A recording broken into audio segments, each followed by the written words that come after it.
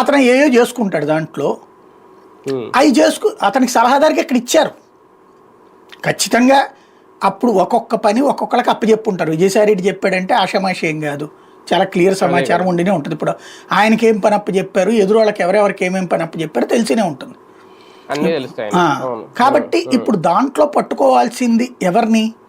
Complaint ఇచ్చే వాళ్ళని పట్టుకోవాలి. ముందు ప్రభుత్వం ఇచ్చింది కంప్లైంట్. ప్రభుత్వం ఏమైనా ఇచ్చిందా కంప్లైంట్? ఎక్సైజ్ శాఖ మా డబ్బులు ఏమైనా తగ్గినాయి అని? మరి ఇంకెవరు ఇస్తున్నారు కంప్లైంట్? అది కదా సమస్య. విజిలెన్స్ వాళ్ళు నివేదిక ఇచ్చారంటే విజిలెన్స్ వాళ్ళు రేపు పొద్దున ఏది వాళ్ళు ఇచ్చే వేల నివేదికలు ఇస్తారు, అవి నేలకి గీసుకోవడానికి పనికి వస్తాయి. జస్ట్ దాని ఫాలో అప్ కేసు నడవాలి కదా.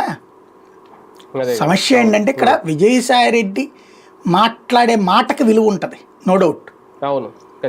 ఆయనకి అవగాహన కూడా ఉంది ఎవరెవరు ఏమేం చేశారు అన్నటువంటిది. ఆ గుట్టు విప్పుతారన్న భయం వైఎస్ఆర్ కాంగ్రెస్ పార్టీ వాళ్ళలో ఉంది కూడా. అది నిజం కూడా కావచ్చును, ఎందుకంటే ఆయన చెప్పాడు అంటే ఆయనకు ఉన్న అనుభవం రీత్యా. కాకపోతే ఇక్కడ కావాల్సింది ఏంటంటే పట్టుకోవడం ఎలా. నెంబర్ 2, ఇప్పుడు తినకుండా ఉంటున్నారా? వాళ్ళు తిన్నారు తినలేదు అనేటటువంటి సర్టిఫికెట్ మనం ఇవ్వద్దు. ఇంతకుముందు కూడా చాలాసార్లు చెప్పుకున్నాం, కింద తినడానికి ఏం లేదు, అప్పుడు పై స్థాయిలోనే తిన్నారన్నట్టు. కింద తిన్నిస్తే గనక